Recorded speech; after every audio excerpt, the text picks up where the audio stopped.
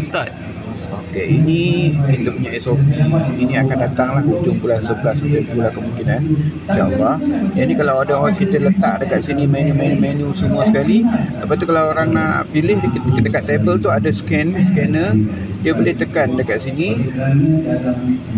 Bayar, dia orang bayar dah order atau dia orang bayar. Dia orang bayar keluar, kita scan, customer scan. Okey, pay, bayar. Barulah baru customer peniaga dapat ni, boleh dia dah siap bayar, boleh prepare makanan terus. Okey, satu lagi akan letak dekat meja table ni. Apps tu ada dekat handphone. Kita scan dekat sini, dekat meja, tekan dekat sini, dia akan keluar menu juga sama macam tu.